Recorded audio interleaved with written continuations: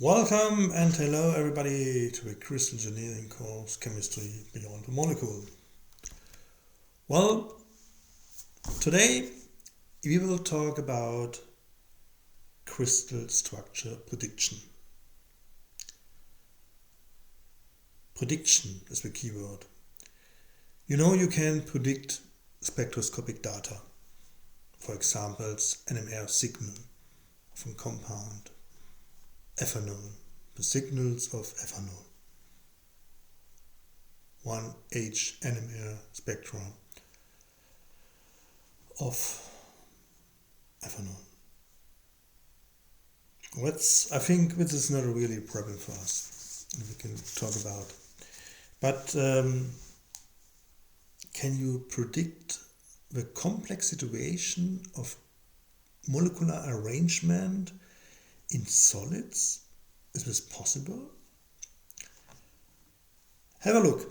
I will show you in the next minutes, starting a little bit in the past, and show you what is possible today in crystal structure prediction. Well, I would say one of the fundamental questions of crystals engineering is, you have a molecular structure of a compound, for example here, acrolein, very simple, very easy. You can draw this molecular structure on a board, very easy. And the question is, only the knowledge, starting with the knowledge of this molecular structure here, not more. Is it possible to predict a crystal structure? Have a look in the past. 1988, Maddox, he was the editor, really editor of Nature, he wrote here an article, and this article, I have signed it here red, he said it is generally impossible to predict the structure of even simple crystalline solids. This is one example of a very simple molecular structure from a knowledge of chemical composition. So you can say it's impossible. So if it's right, so we can directly stop this video. Have a look. Since several years, there is a competition in this field, this crystal structure predictions field. This is called blind tests since 1999. Several groups try to predict the crystal structure of unknown crystal structures. Okay, so this crystal structure prediction is organized from the Cambridge Structure Data Service Center, and this organization has the crystal structure but nobody else. Okay, and have a look on these competitions. What is going on? So with the general crystal structure prediction procedure is the following. You will start with a molecular structure. When you start with a space group is the information of the symmetry of a crystal packing. Normally you start with a space group with very low symmetry. When you have a random packing, you get a result with a minimalization of electric energy. And when you look again, okay, as I said, it's a very low symmetry, triclinic for example.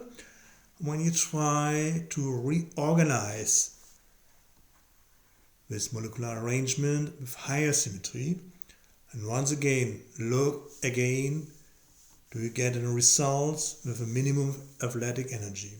If yes, you can say it's a local minima. And if you have a local minima, then you try to re-evaluate with increased precision if it's right, or if you really find the global minimum. And the result is a crystal structure. And, very important, the result is not only one possibility of crystal structure. You will get several possibilities. You can make a ranking, but there's always several possibilities. You will get always alternative modifications. So this was a typical CSP approach. Yes? Okay, have a look. One blind test, let's do the blind test 2007. In this blind test, we try to predict exactly the structure I've shown you on the first slide here, crystal structure. Yes. Acrolein, this is very small, this is rigid, yeah. It has weak interactions, so no strong hydrogen bonds you would predict. And the crystal structure here, you have different short CHO contacts. On the other side, another very interesting target molecule was Wolfsheim, an halogen substituted benzene. In the crystal structure, you will find bromine-bromine contacts, very short distances, and an additionally fluorine-fluorine distance. Well, this compound. Were the groups really successful to predict crystal structure? Here is the result. Most of them, 14 participants, participating research groups, attempted prediction for these molecules. 4 of them predicted the observed structure with errors in the unit cell length of less than 3%. That's really amazing. Less than 3%. So this was 2007. So in general, as you can say in this moment directly, as is possible. Once again, going back, Maddox 1988 said it's impossible. 2007, yes, 4 of them predict the crystal structure with errors less than 3%. In the same competition, there was another target molecule. Look here. Yes, this was not so successful. It was a really flexible crystal structure, so different conformations and possibility for molecular arrangement. And where 2 polymorphs exist. 2 polymorphs exist of this molecule, and one of them you have a 4-point motif. Yes, 2 molecules, and 1, 2, 3, 4. This is one point motif, 2nd point, and so on forth. And another form, the 2-point motif, and there are 3 molecules involved. 1, 2, 3, and always you have a 2-point motif. This was really hard for prediction. None of the participants could predict the right crystal structure. This was 2007. Have a look on 2010, 3 years later, 2010. These are the 6 molecules, yes? And directly I can say for each of the 6 molecules, there was at last one successful prediction under the criteria stated of success at the start of the tests. Have a look. For example, you take this one here. This is a molecule with a rigid backbone, and you have nitro groups here as substituents. Prediction of nitro groups is not very easy because the nitro groups are very flexible. Yeah? This is a crystal structure. You see here contacts of a chlorine with a nitro. You see it here, for example. Here the orientation of a nitro group is not the same like this nitro group. Yes, you see the difference? The orientation of the nitro groups? Yeah. Okay. Here are the results.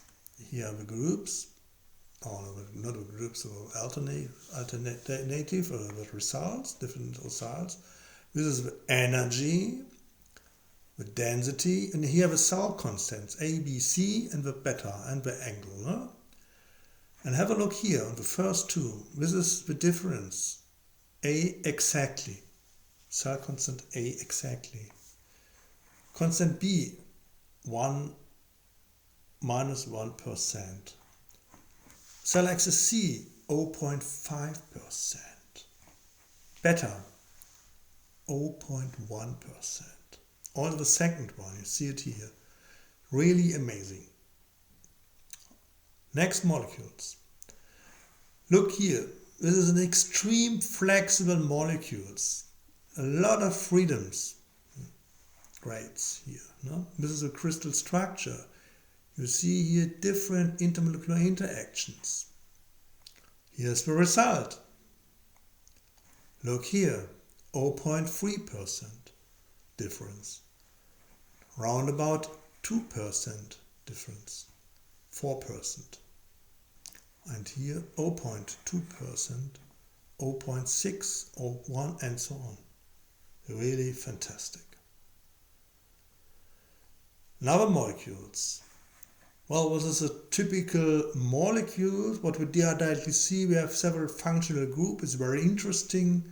In crystal engineering, I would suggest that you can build several co-crystals, interesting molecules, starting with here with compounds. And this is a hydrated compound. Yes, water's inside, hydrated molecule. And this is the crystal structure. This is the molecule. And you see it here, water, water, water, and the water is always between the molecules. So molecules are linked with water molecules. Additionally, we have interaction between the two molecules. A really complex situation. Here's the result. 3%, 0.4, 1%. Fantastic. Really fantastic. This was 2010. 4 years later, back, 2016 was another blind test. Here are some target molecules. You see very flexible. This is a very flexible 6-membered ring. You have a compound where 5 polymorphs exist, not only 2, 5 polymorphs. Different crystal packing, different molecular arrangement, 5 different molecular arrangements of this compound. Or you have something like this with a very rotable bond. It's really flexible. A lot of rotable bonds here. And 50 atoms. Or, for example, this is a co-crystal. Racemic mixture, co-crystal. Or this one also, which is a hydrated salt. Not only hydrated, it is also a salt and a cis configuration of a substituents. Here. Fantastic. And here are the result. Well, once again, flexible molecules, polymorphs, co-crystals, and hydrated salts. And here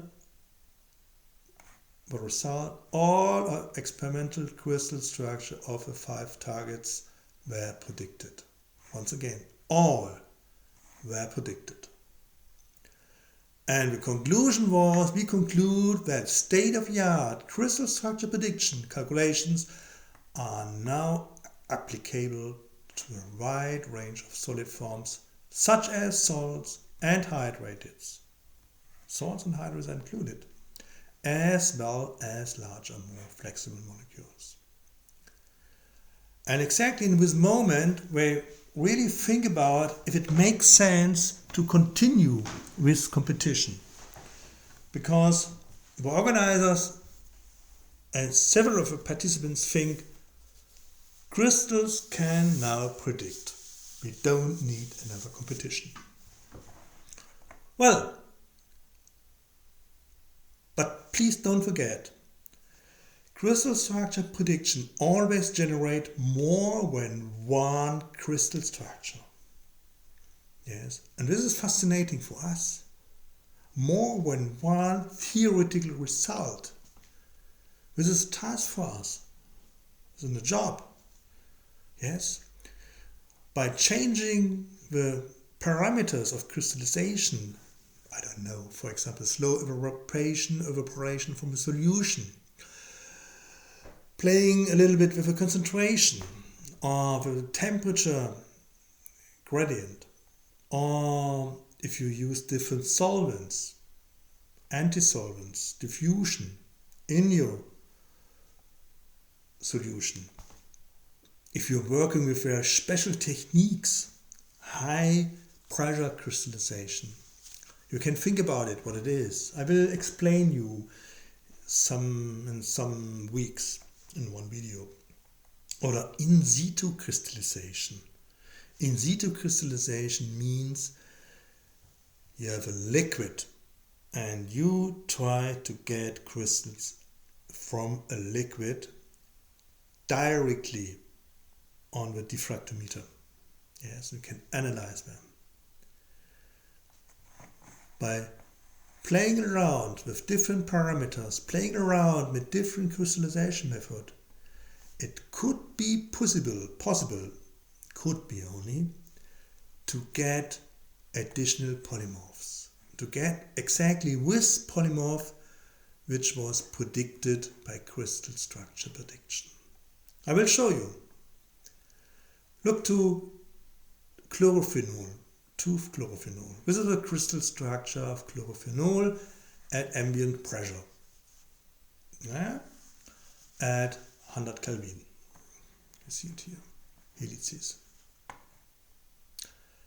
If you crystallize this compound at high pressure, gigapascal, 0.12 gigapascal, when you see there's a different in orientation. No? Now you have chains. Yes, and amazing, very interesting. If you look here to this line here to this layer, you will see this is similar to iodophenol. This is chlorophenol. This is similar. Once again, you remember we talk about similarity. Nice example again, similarity in crystal structure. Okay, now we don't start a competition, but maybe we can predict some crystal motifs by ourselves. What do we know until now? Going back, we talk about planar aromatic hydrocarbons. You remember? And I said there are two groups. Yes. If you have nearly the same ratio of carbon hydrogen, then you will get herringbone arrangement. Or if it's a difference, a very big difference, it's not the same. If you have a higher amount of carbon inside, then we'll get stacking motif angles around about 90 degrees. Now, and we started to talk about intermolecular interaction. Have a look on these examples. This is acridone. And, well, I would suggest different interactions. No? First of all, we have hydrogen bonds here. And another, we will have intermolecular interaction of PP systems. Have a look. This is acridone. And if we make a packing, or if we make here short contacts, we will get here hydrogen bond, NHO, and you see it here, but you get PP stacking motif. Very interesting, if you look in the crystal structure database, you will find two different structure files for acridone. If you look, for example, this one here, you will start with this structure. And do you see the difference? In the last sample, there was only one molecule. Now we have directly two molecules starting. We start directly with two molecules, not with one. You can think about it. What's the reason? We will come back some little bit later, some videos later. But anyway, if you look to this compound, once again, we will see hydrogen bonds here, exactly the same, and we will see here pp stacking. So in both polymorphs we have hydrogen bonds and pp stacking. Well, you remember we talk about calculations, and always the question is talking about energy calculations, energy, which intermolecular energy dominates? The hydrogen bond or the pp stacking? Result is pp stacking. You see it here, round about 30 kilojoule and 50 kilojoule. And these values I got by using this force field calculation methods with internuclear potentials in mercury. You remember? We talked about in the last video. Okay, now going one step further. This was arachidone. Have a look on a co-crystal. Co-crystal of hydroquinone and benzoquinone. Hydroquinone, benzoquinone. Wow. What do you predict? Which suitable intermolecular interaction could be observed? First, I think we will predict a strong hydrogen bond. But which? So there are different possibilities. For example, you could predict hydrogen bonds between here the hydroquinone. Yes? Hydroxy. But no, you will not see this compound or will not see this motive. What you see is hydrogen bonds of a hydroxy, here phenolic group as donor, and the carbonyl group as acceptor. Okay? And you will see this will forming the chains, and we will see additionally pp interactions. And once again, we have two possibilities, edge to face and face to face. And where you see is face to face. Here is the result, and we can have a look by mercury by ourselves. Here, plop. This is the molecule. This is the co-crystal. You directly see the pp stacking very nicely. And now the hydrogen bond here is going on this direction, very nicely. You see this hydrogen bond. And here also, and what you directly see very nicely here also is the arrangement of staggered change. pp stacking and hydrogen bond. And you know the next question, which are intermolecular dominating interaction. And here is nearly the same. You cannot really find a difference. There was tiny difference between the hydrogen bond and the pp stacking. Well, okay, this was the part of crystal structure prediction. It was, for me, it is amazing the development in crystal structure prediction, and starting from the sentence, this is impossible to predict. It was 1988, and now 2016, or today 2020. Since 2016, there was no additionally competition of crystal structure prediction, and we are still thinking if we stop crystal structure prediction, because they said it is possible. It's no problem to predict crystal structure. And for us, looking to this last slide and the slide before, I think now we are a little bit able.